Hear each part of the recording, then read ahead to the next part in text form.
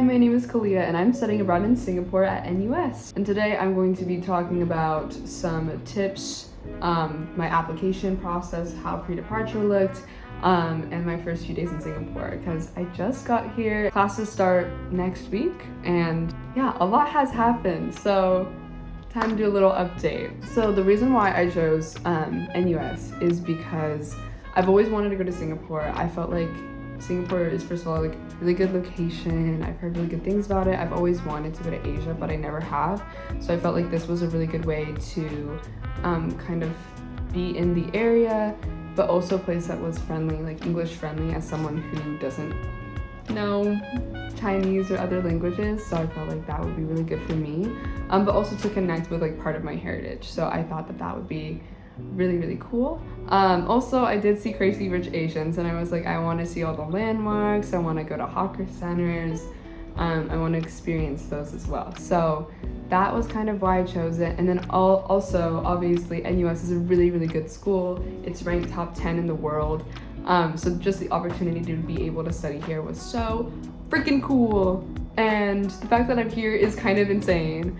And just like to have this unforgettable experience and go to a university that I might not have gone otherwise without this opportunity.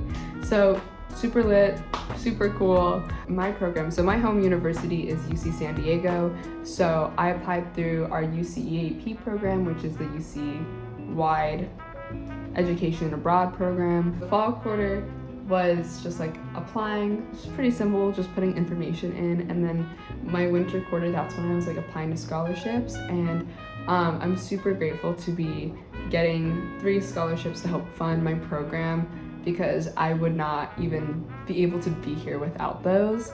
So super grateful for those opportunities. And for anyone who's interested in studying abroad and is looking to apply to scholarships, I highly recommend it because that's literally the biggest reason why I'm here as well.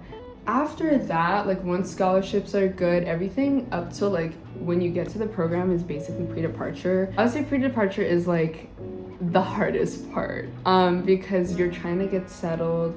There's a lot of admin stuff. It like feels like admin because you have to keep track of all of the different emails you're getting, all of the different deadlines. So I made like this giant like Google Doc where I kept all of my different pre-departure stuff like housing, visa stuff, like getting a student pass, applying for courses, applying for the university, all of that. So definitely keep track of all of those pre-departure requirements and definitely check your email. It can get kind of confusing, so I definitely had to write everything down just to make sure that I wasn't missing anything. For applying for the school, you have to get approved for 3 courses. And I chose 10 courses and I really want to take music because I am studying computer science and music at UC San Diego. Official major is interdisciplinary computing and the arts music major. So it's like music technology and computer music, which is a very unique major. And I thought it was really cool that here they have a YST Conservatory of Music. So they have some pretty cool courses in like their audio sciences portion of that. So I really wanted to take courses like that, but they're really strict about exchange students and what they can take. So I recommend when applying with courses, definitely choose a variety. And I would say social sciences have a good chance of having vacant spots. So that's why on my second round, because when I came back, oh my god, when I came back with my first round, I only got 1 class approved out of the 10 that I requested. So I was super stressed out. I was like, oh my god, am I gonna even get in at this point? I already have scholarships, like everything feels so uncertain. So the second time I requested, I made sure to get some social sciences courses in there and some other ones just to like see what would approve me. And I was lucky to get 2 out of the 4 courses approved on my second round. But I definitely recommend, even if you're super passionate and you're like, oh, like I want to take this course, I would say just to get in, pick 3 that you feel like you could get into or like would have vacant spots. And then there'll be another registration round later where you can swap out courses if you get approved for them, or you can request more courses to add on top.